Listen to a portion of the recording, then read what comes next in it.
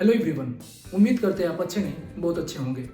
My self doctor Sabindra Yadav, a medical student and a teacher. आज हम बात करने वाले हैं इवोल्यूशन की। इवोल्यूशन में दो चीज़ें देखनी होती है। पहला, फर्स्ट सेल का फॉर्मेशन कैसे हुआ था, यानी इस धरती पे लाइफ कैसे ओरिजिनेट हुई, पहली सेल कैसे बनी है। ये कोई देखा नहीं है, इसके अपने थ्योरीज है और उस थ्योरीज के अपने एक्सपेरिमेंटल वेरिफिकेशन है। तो इन चीज़ों को हम कंप्लीट कर रहे होंगे। उसके बाद इस सेल का मल्टी सेलुलर ऑर्गेनिज्म में इवोल्यूशन कैसे हुआ, ह्यूमन का इवोल्यूशन कैसे हुआ, ये सारी चीज़ें हम देख रहे होंगे। ये वीडियो काफ़ी दिनों बाद आ रही है क्योंकि एक गैप था, फेस्टिवल था, लेकिन अब कोशिश करेंगे कि लगातार सभी वीडियोस आए और नीट से पहले पहले हम पूरा 11th और 12th का बायो कंप्लीट कर रहे हों। तो चलिए एनसीईआरटी से सीखना शुरू कर, क्योंकि हम जानते हैं जितने भी क्वेश्चंस हैं वो सब के सब एनसीईआरटी से ही आने वाले हैं। इसकी एनालिसिस वीडियो हम अपने चैनल पे अपलोड कर चुके हैं, तो वहाँ से भी आप देख के जान सकते हैं कि जितने भी नीट में क्वेश्चन बनने वाले हैं सबके सब एनसीईआरटी की लाइन्स ही होंगी। तो एनसीईआरटी की सभी लाइन हमें नहीं करनी है, हमें सेलेक्टेड लाइन्स ही करनी है जिनसे क्वेश्चंस आते रहे हैं। और ये हमें पता कैसे चलता है, जब हम PYQs करते हैं, प्रीवियस ईयर क्वेश्चंस करते हैं और अपने एक्सपीरियंसेस होते हैं और इनसे हम फिर इररलेस तैयार कर पाते हैं एनसीईआरटी को। तो चलिए सीखना शुरू करते हैं। बात कर रहे हैं मोस्ट अवेटेड टॉपिक इवोल्यूशन की। इसमें हम एनसीईआरटी को लाइन बाय लाइन कंप्लीट कर रहे होंगे और इसके साथ ही नीट में आए पिछले 10 साल के PYQ भी देख रहे होंगे। इवोल्यूशन में मेनली हमें दो चीज़ें कंप्लीट करनी है। पहला, पहली सेल कैसे बनी थी, और उसके बाद वो पहली सेल जो बनी है इवॉल्व होके हमें या फिर बाकी ऑर्गेनिज्म, प्लांट्स, एनिमल्स ये कैसे फॉर्म्ड की है, यानी वो एक सेल इवॉल्व कैसे हुई है, इस चीज़ को हम देख रहे होंगे। और इसके लिए जो डिफरेंट प्रिंसिपल्स हैं, थ्योरीज हैं, उनको भी हम कंप्लीट कर रहे होंगे। तो चलिए सीखना शुरू करते हैं। सबसे पहले इवोल्यूशनरी बायोलॉजी के बारे में जानते हैं। ये क्या है?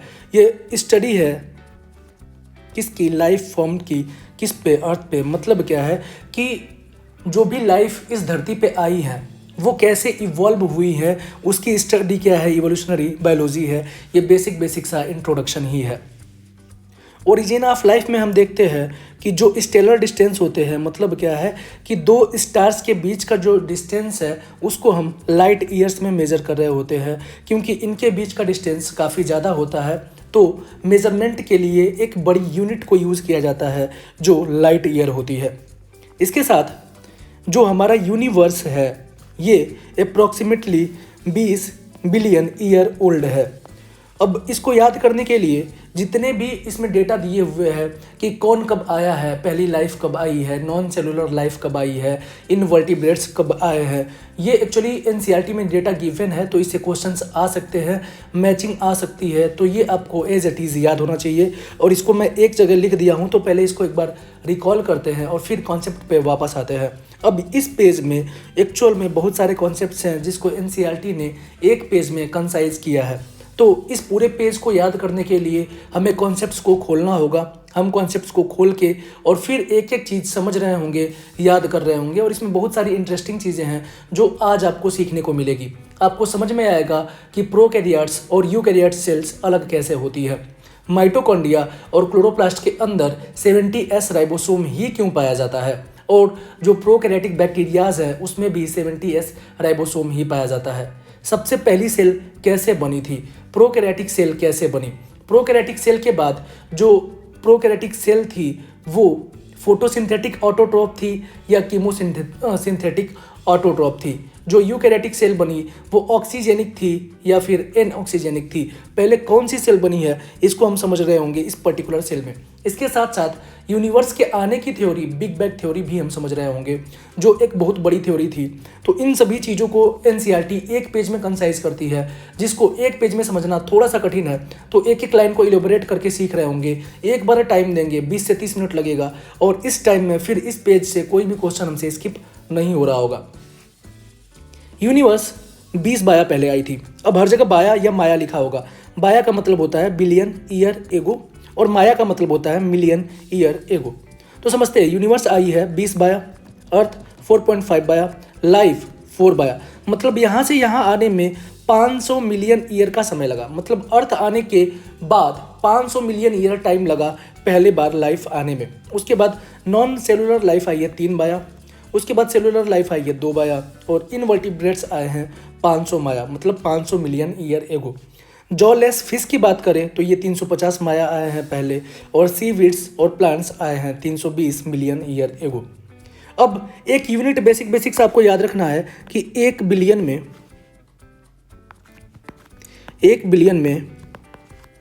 1000 मिलियन होते हैं। ये कन्वर्जन आपको ध्यान में रखना है। तो आप यहाँ से कैलकुलेट इजीली कर सकते हो कि 500 माया का मतलब क्या है, 0.5 बिलियन।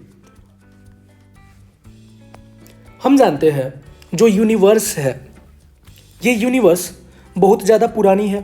कितना? ऑलमोस्ट 20 बिलियंस ईयर ओल्ड, मतलब 20 बिलियन साल पुरानी है क्या हमारी धरती। अब इस धरती पे जितनी भी गैलेक्सीज है, स्टार है, अर्थ है, सन है, ये सब कैसे बने होंगे, तो इसको एक्सप्लेन करने के लिए, या हमारा यूनिवर्स कैसे फॉर्म्ड हुआ है, यूनिवर्स कैसे बना है, इसको एक्सप्लेन करने के लिए एक थ्योरी दी जाती है जिस थ्योरी को हम कहते हैं बिग बैंग थ्योरी। अब ये बिग बैंग थ्योरी क्या बताती है, इसको हम समझते हैं। बिग बैंग थ्योरी कहती है कि सबसे पहले कुछ भी नहीं था, ये कोई एटमॉस्फेयर नहीं था, कोई ऑक्सीजन, कोई हीलियम, कोई हाइड्रोजन, मतलब जो भी आप आज कुछ देख रहे हो कुछ भी नहीं था, कोई स्टार्स कुछ भी नहीं थे। एक सिंगल पार्टिकल था जिसको हम एटम कंसीडर करते हैं। एक सिंगल एटम था, और इस एक सिंगल एटम में ह्यूज एक्सप्लोशन हुआ, ये फटा, और फटने के बाद क्या है कि ये चारों डायरेक्शन में, हर दिशा में ऐसे दूर जाने लगा, एक्सपेंड करने लगा।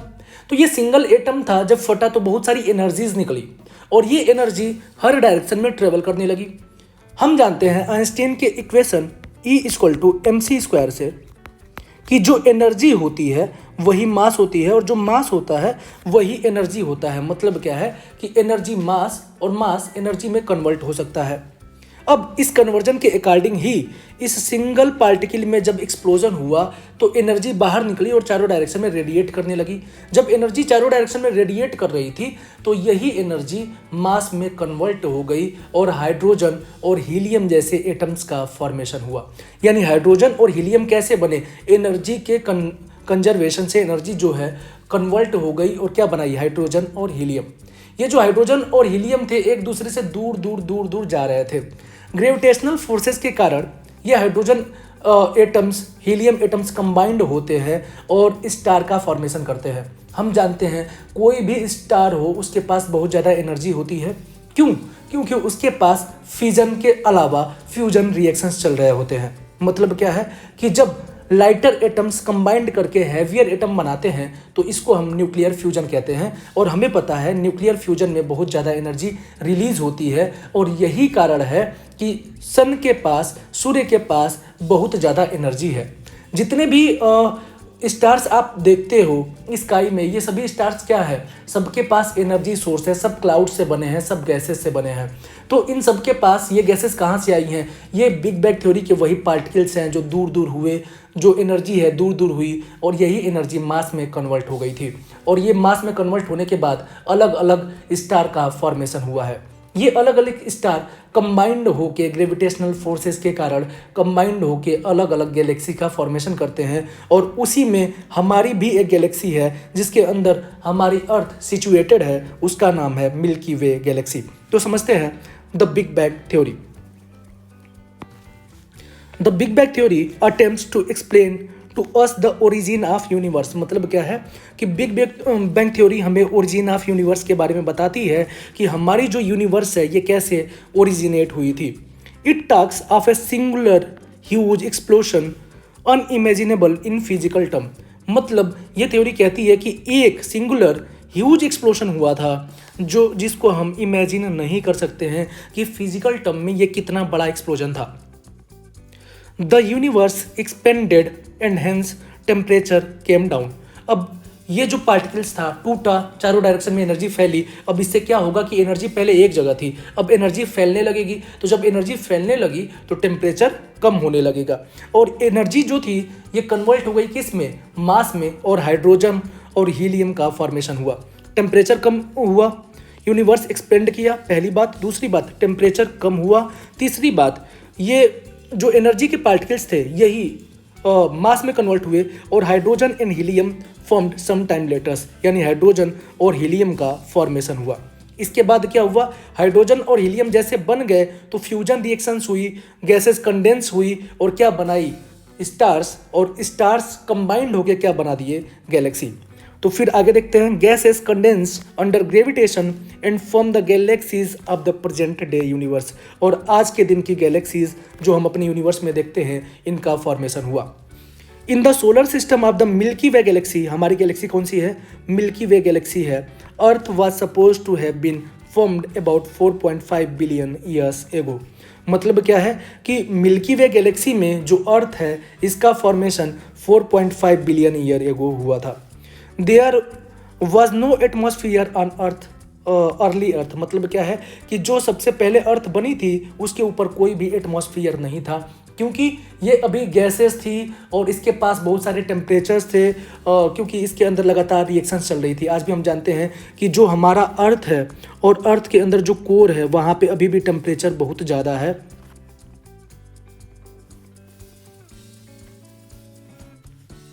Water vapours, methane, carbon dioxide and ammonia, इन चारों को आप याद रखेंगे।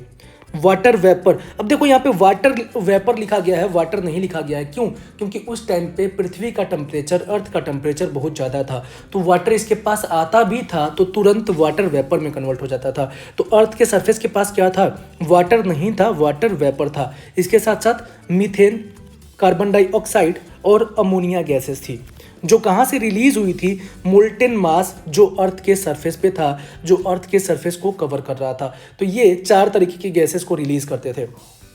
The UV rays from the sun broke up water into hydrogen and oxygen. अब यहाँ पे जो ऑक्सीजन बनी है, ये मोलिकुलर ऑक्सीजन नहीं है, ये नेसेंट ऑक्सीजन है। तो वाटर को तोड़ दिया कौन, यूवी रेज। अब हमें पता है कि यूवी रेज अर्थ के सरफेस पे नहीं आ पाती है आज के टाइम पे, क्यों? क्योंकि ओजोन गैस की जो लेयर है स्ट्रेटोस्फीयर में, वो फिल्टर कर देती है यूवी रेस को। लेकिन उस टाइम पे कोई एटमॉस्फेयर था ही नहीं, ओजोन गैस की लेयर थी ही नहीं, तो उस टाइम पे यूवी रेज अर्थ के सरफेस तक आ सकती थी। और जब अर्थ के सरफेस पे आती थी तो ये जो वाटर वेपर थे, इनको तोड़ देती थी और क्या बनता था, वाटर वेपर जैसे ही टूटता था, हाइड्रोजन गैस बनती थी और नेसेंट ऑक्सीजन बनता था। लाइटर हाइड्रोजन जो है ये लाइट होता था, मतलब हल्का होता था, जिससे ये फिर एटमॉस्फेयर में स्केप कर जाता था। ये जो नेसेंट ऑक्सीजन बनी थी, ये नेसेंट ऑक्सीजन कंबाइन करती थी अमोनिया के साथ और मीथेन के साथ, और इसके बाद फिर से वाटर का फॉर्मेशन कर लेती थी।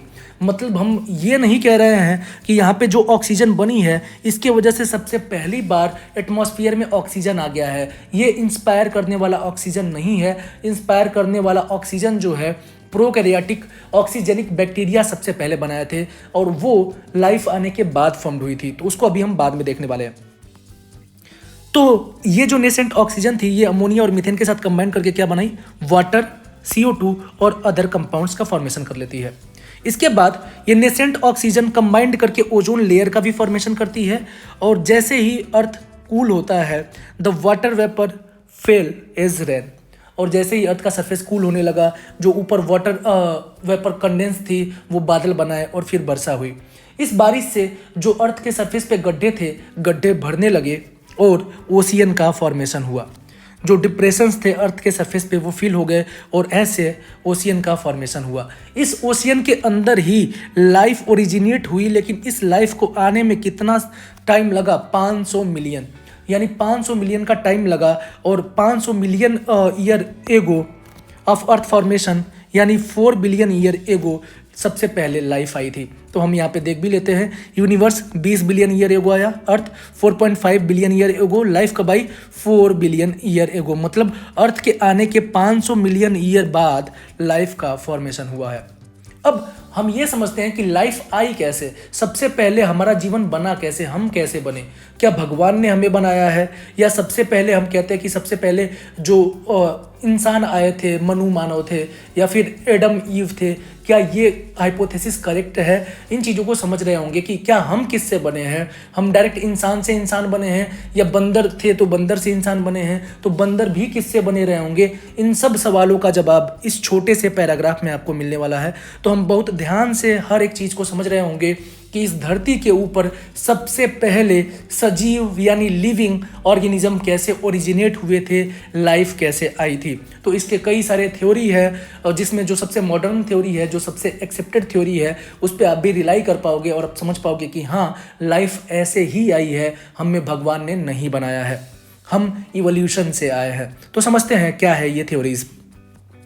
सबसे पहले अर्ली ग्रीक थिंकर्स जो थे वो मानते थे कि लाइफ जो है वो स्पोर्स के फॉर्म में दूसरे प्लेनेट से इस धरती पे आई है, जिसको हम पैनिस्पर्मिया थ्योरी कहते हैं। मतलब क्या है कि इस थ्योरी में ये माना जाता है कि इस पूरे ब्रह्मांड में, पूरे यूनिवर्स में डिफरेंट डिफरेंट प्लेनेट पे लाइफ मौजूद थी, और वहाँ से कुछ मेटेओराइट्स धरती पे आए, उनमें लाइफ थी, और उन्हीं से हम ओरिजिनेट हो गए, उन्हीं से सबसे पहली बार लाइफ धरती पे आई। और इस बात को बहुत लोग आज भी मानते हैं। इसका रीज़न ये है कि दूसरे ग्रहों से आने वाले मेटेओराइट्स जब धरती पे आते हैं तो उनमें लाइफ के सिग्नल हमको देखने को मिलते हैं। तो हमें ऐसा लगता है कि हो ना हो ये बात सही हो सकती है, लेकिन ये बात सही नहीं है। इसको हम पैनिस्पर्मिया थ्योरी कहते हैं। इसके बाद एक थ्योरी आई जिसको हम कहते हैं थ्योरी ऑफ स्पॉन्टेनियस जनरेशन। अब ये एक बहुत पॉपुलर थ्योरी थी। बहुत लंबे समय तक ये माना जाता था कि जो लाइफ है वो नॉन लिविंग थिंग से डायरेक्ट अराइज हो जाती है। जैसे नील नदी है, नील नदी के किनारे रेत है, बालू है, अब उस पर जैसे ही लाइट पड़ेगी, उस लाइट के वजह से जो है नए ऑर्गेनिज्म, मगरमच्छ हो गए या बाकी जो भी है वाटर में पाए जाने वाले ऑर्गेनिज्म, उनका फॉर्मेशन हो जाता है। इसका एक एग्जाम्पल भी है कि एक पसीने से भीगी हुई शर्ट ले लो और उसमें कुछ गेहूं के सीड्स डाल दो और 21 दिनों के लिए रख दो, तो उसमें चूहों का फॉर्मेशन हो जाता है। तो हम बताते हैं कि ये जो लाइफ है नॉन लिविंग थिंग से आती है। इसको हम थ्योरी ऑफ अबायोजेनेसिस भी कहते हैं, थ्योरी ऑफ स्पॉन्टेनियस जनरेशन को। लेकिन ये टोटली इनकरेक्ट बात है। इसमें डिसमैनेजमेंट देखा गया, क्योंकि जो ग्रेन है, जो वीट सोर्स है, गेहूं है, ये एक्चुअली क्या है, फूड का सोर्स है। तो कोई भी प्रेग्नेंट माइस जो है वो आ सकती है, और इसके वजह से उस टी शर्ट या शर्ट के अंदर जो माइस के प्रोजनी है वो देखे जा सकते हैं। तो हम ये नहीं कह सकते कि ये जो गेहूं के सीड थे इनसे ही माइस बन जाते हैं डायरेक्टली, जो पूरे तरीके से इनकरेक्ट थ्योरी थी। तो समझते हैं क्या कहती है, बकवासी थ्योरी है। For a long time it was also believed that life come out of decaying and rotting matter like straw muds. मतलब क्या है, स्ट्रो से, मड से लाइफ डायरेक्ट आ जाती है, और इसको हम कहते हैं थ्योरी ऑफ स्पॉन्टेनियस जनरेशन। मतलब क्या है कि कुछ भी स्पॉन्टेनियसली तुरंत जनरेट हो जाता है, लाइफ तुरंत जनरेट हो जाती है। लेकिन इसको लुईस पास्चर के अपने एक्सपेरिमेंट ने डिस्प्रूव कर दिया था। समझते हैं लुईस पास्चर का एक्सपेरिमेंट किया था, काफ़ी फेमस एक्सपेरिमेंट है जिसको हम सॉन नेक एक्सपेरिमेंट कहते हैं। तो पहले लुईस पास्चर के एक्सपेरिमेंट को समझते हैं कि इन्होंने कैसे थ्योरी ऑफ स्पॉन्टेनियस जनरेशन को डिस्प्रूव्ड किया था, और इसके बाद एनसीईआरटी क्या कहती है लुईस पास्चर के एक्सपेरिमेंट के बारे में, उसको भी लाइन बाय लाइन समझ रहे होंगे। तो लुईस पास्चर का जो एक्सपेरिमेंट था उसको हम कहते हैं स्वान नेक एक्सपेरिमेंट। स्वान नेक फ्लास्क एक्सपेरिमेंट में दो तरीके का इन्होंने फ्लास्क लिया था। पहला स्वान के नेक जैसा फ्लास्क था ये, इसके अंदर शुगर सिरप था, वाटर था और ईस्ट था। इसको इन्होंने नीचे से हीट किल्ड कर दिया, मतलब इसके अंदर जो भी ईस्ट थे वो मर गए।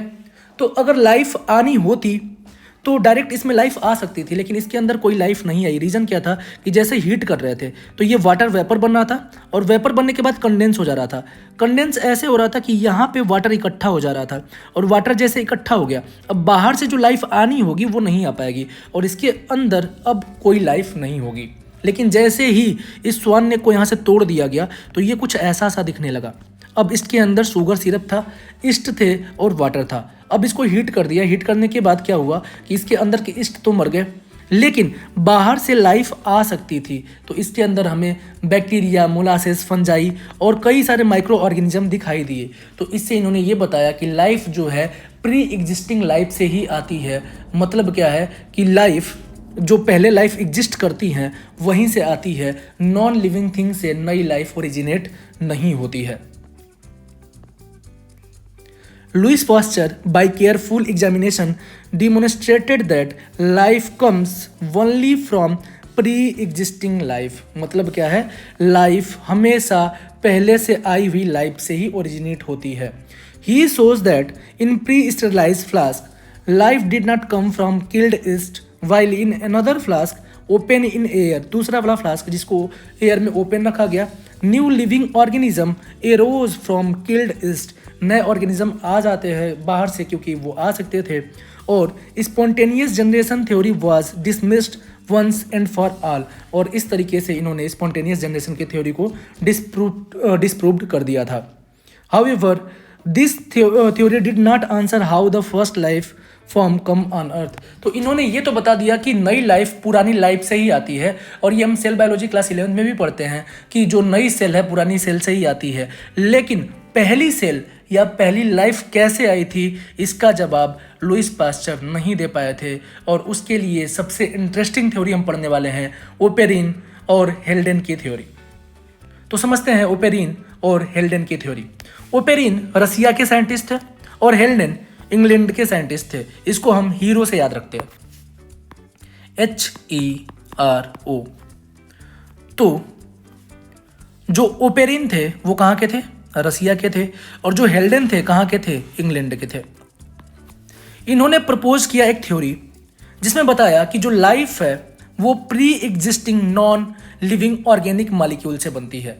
अब ये क्या थ्योरी है इसको पहले हम डिटेल में समझते हैं, फिर एनसीईआरटी के रीजन पे आते हैं।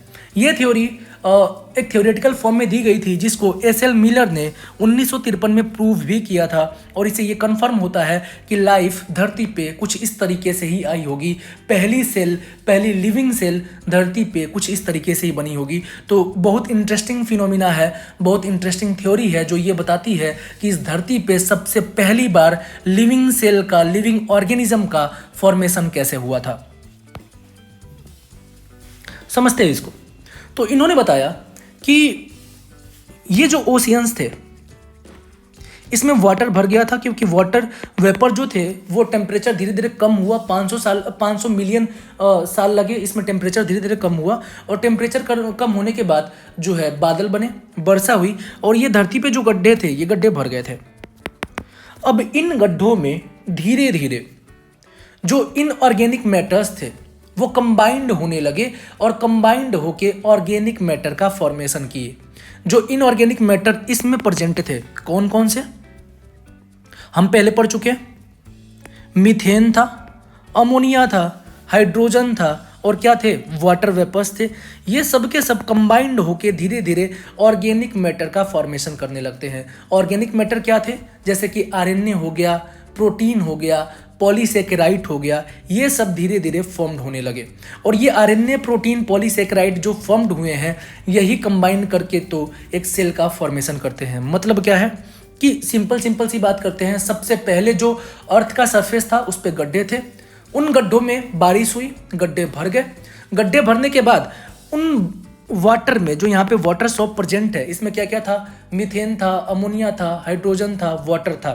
ये सब एक डिफिनिट टेम्परेचर पे, हाई टेम्परेचर पे, क्योंकि अर्थ अभी बहुत गर्म है, इस हाई टेम्परेचर पे ये कंबाइंड होके क्या बनाए, इसके अंदर कंबाइंड होके फॉर्मेशन हो गया मैक्रोमोलिक्यूल्स का। ये मैक्रोमोलिक्यूल्स क्या थे, आरएनए था, प्रोटीन था, पॉलीसेकेराइड था।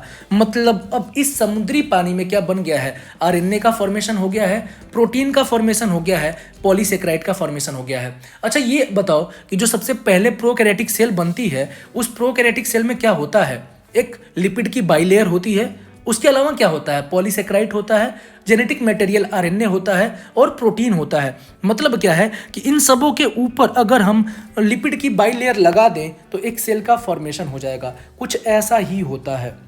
अब जब इस पानी के अंदर आरएनए का फॉर्मेशन हो गया था, प्रोटीन का फॉर्मेशन हो गया था, पॉलीसेकेराइड का फॉर्मेशन हो गया था, तो ये धीरे धीरे इकट्ठा होने लगते हैं, और इकट्ठा होने के बाद इनको हम कहते हैं प्रोटोबायोन्ट्स। यानी सबसे पहले वाली सेल बनने से पहले जो बना था उसको हम प्रोटोबायोन्ट्स कहते हैं। और प्रोटोबायोन्ट्स क्या है, पॉलीसेकेराइड, आरएनए और प्रोटीन का ग्रुप है। मतलब क्या है कि प्रोटीन, कार्बोहाइड्रेट और आरएनए दूर दूर थे, लेकिन जहां कंबाइंड हो गया उसको हम क्या कह दिए, प्रोटोबायोन्ट्स कह दिए।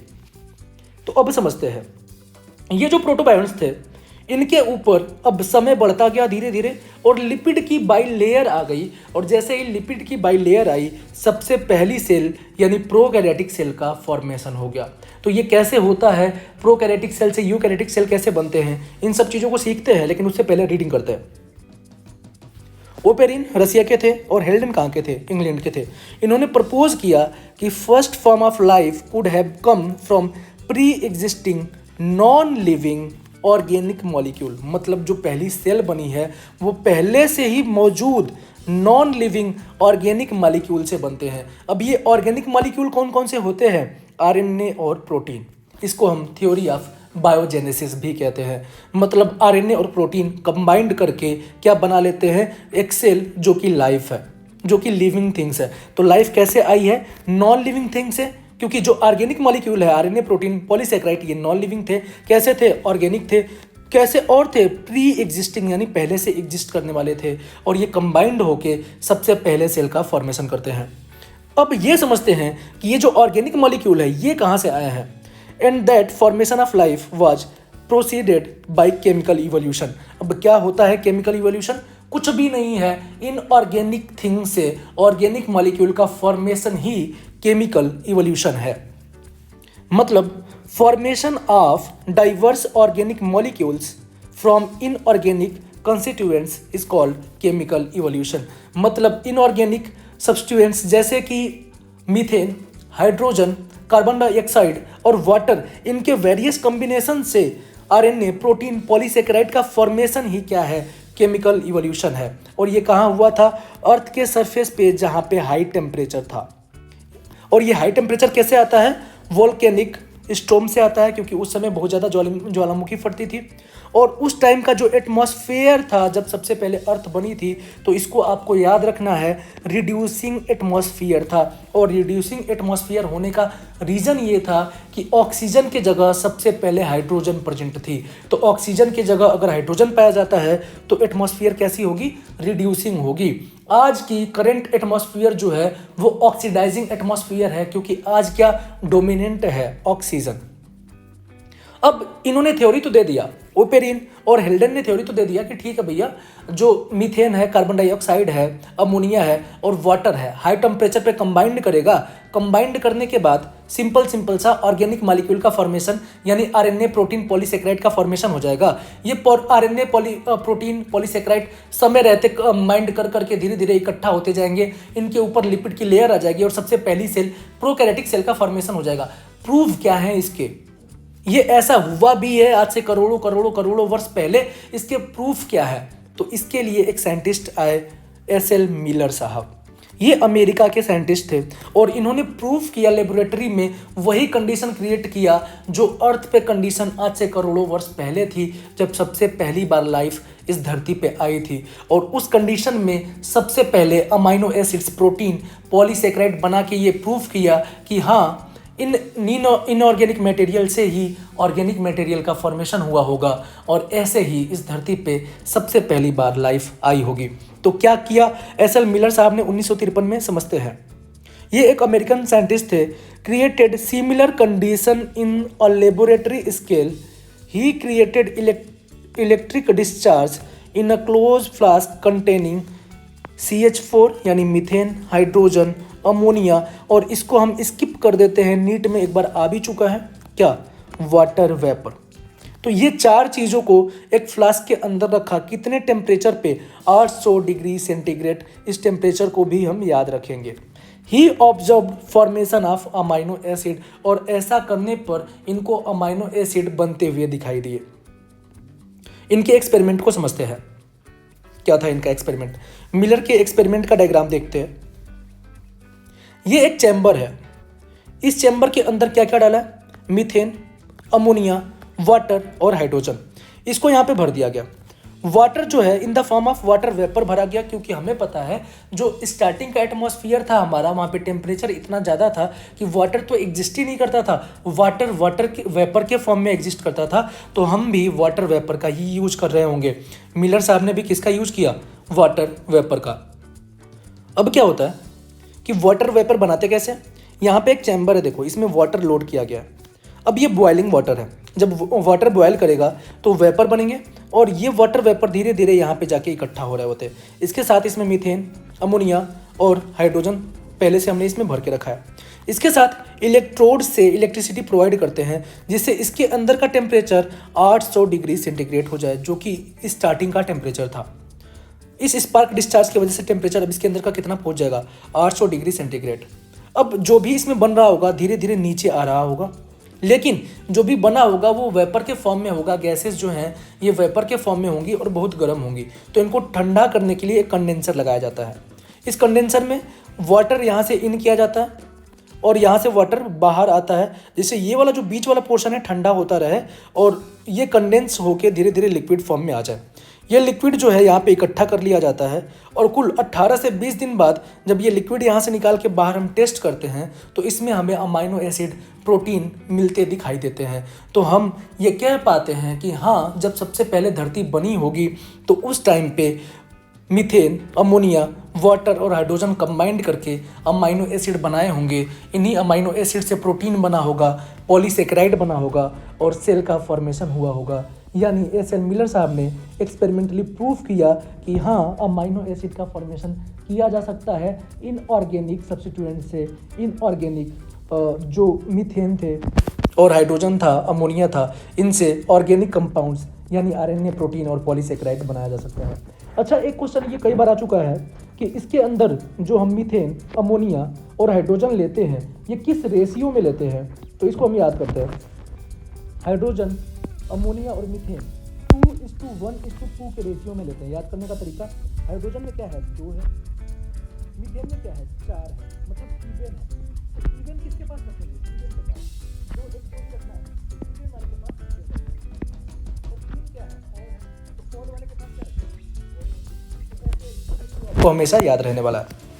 अब समझते हैं first non cellular form of life कब आई थी, 3 बिलियन ईयर्स एगो। मतलब क्या है कि धरती पर सबसे पहले नॉन सेलुलर लाइफ, मतलब सेल नहीं बनी है लेकिन उसको हम लाइफ कह रहे हैं। क्यों? क्योंकि तब हम आरएनए को लाइफ कंसीडर करते थे।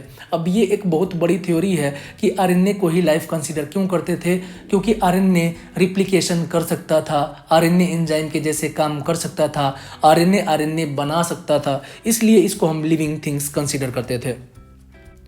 तो इस तरीके से आरएनए को हम first non cellular life consider करते हैं। इसके बाद ये जो नॉन सेलुलर फॉर्म है लाइफ के, ये क्या होते हैं, मैक्रोमोलिक्यूल होते हैं, जायंट मॉलिक्यूल्स कह रहे हैं। और ये मैक्रोमोलिक्यूल कौन होते हैं, आरएनए होता है, प्रोटीन होता है, पॉलीसेकेराइड होता है। ये सब ऑर्गेनिक कंपाउंड्स हैं। इनका फॉर्मेशन किससे हुआ था, इनऑर्गेनिक कंपाउंड्स जैसे कि मीथेन, कार्बन डाइऑक्साइड, हाइड्रोजन और अमोनिया से। किस पे हुआ था, हाई टेम्परेचर, कितना टेम्परेचर था, 800 डिग्री सेंटीग्रेड। और ये 800 डिग्री सेंटीग्रेड टेम्परेचर मिला कैसे था, उस टाइम पे जो वॉल्केनो होता था या लाइटनिंग होती थी, थंडर होता था, उससे ये टेम्परेचर अटेन होता था।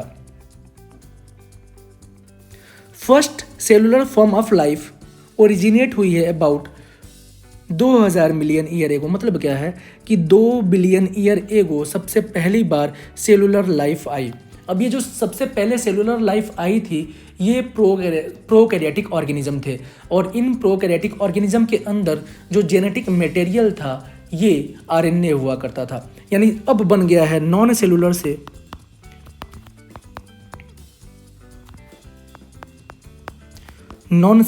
बन गया है सेलुलर। और इस सेलुलर में भी सबसे पहले क्या बना है, प्रोकैरियोट्स। अब प्रोकैरियोट्स 2 तरीके के होते हैं, एक ऑटोट्रोपिक और दूसरा हेटेरोट्रोपिक।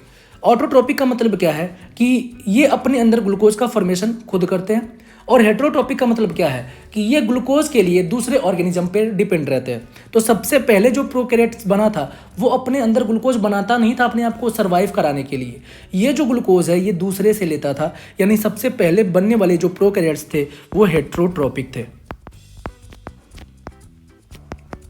यानी फॉर्मेशन हुआ सबसे पहले हेटेरोट्रोपिक प्रोकैरियोटिक ऑर्गेनिज्म का। हेटेरोट्रोपिक प्रोकैरियोटिक ऑर्गेनिज्म धीरे धीरे इवॉल्व होने लगे और इवॉल्व होने के बाद ये कन्वर्ट हुए ऑटोट्रोपिक प्रोकैरियोटिक ऑर्गेनिज्म में। क्योंकि हम जानते हैं ये जो हेटेरोट्रोपिक प्रोकैरियोटिक ऑर्गेनिज्म थे ये ग्लूकोज सोर्स को यूज करके सर्वाइव करते थे। अब ये ग्लूकोज कहाँ था, जैसे मान लो ये समुद्र है, इसके अंदर सेल बन गए हैं, प्रोकैरियोटिक सेल है, तो अगल बगल मीडियम था, इस मीडियम में ग्लूकोज था पहले। तो ये सेल ग्लूकोज बनाने के बजाय ग्लूकोज अपने अंदर ले लेती थी और अपने आप को सर्वाइव करा पाती थी। लेकिन समय के बाद जैसे जैसे टाइम बीतेगा अगल बगल का ग्लूकोज खत्म हो जाएगा। अब इनको क्या है, ग्लूकोज खुद बनाना पड़ेगा, यानी इनको हेट्रोट्रॉपिक से ऑटोट्रॉपिक में कन्वर्ट होना होगा। अब यही heterotrophic prokaryotic organism autotrophic prokaryotic organism में कन्वर्ट होने लगे। तो ऑटोट्रॉपिक प्रोकैरियोटिक ऑर्गेनिज्म भी अब दो तरीके के होते हैं, कीमो ऑटोट्रॉफ और फोटो ऑटोट्रॉफ, यानी यहाँ से बन गए हैं ऑटोट्रॉपिक प्रोकैरियोटिक ऑर्गेनिज्म। ये दो तरीके के होते हैं, कीमो ऑटोट्रॉफ और फोटो ऑटोट्रॉफ। सबसे पहले कौन बना था? इन दोनों में सबसे पहले बना था कीमो ऑटोट्रॉपिक ऑर्गेनिज्म। मतलब क्या है कि ये अगल बगल प्रेजेंट एनर्जी से अपने अंदर ग्लूकोज का फॉर्मेशन कर देते थे।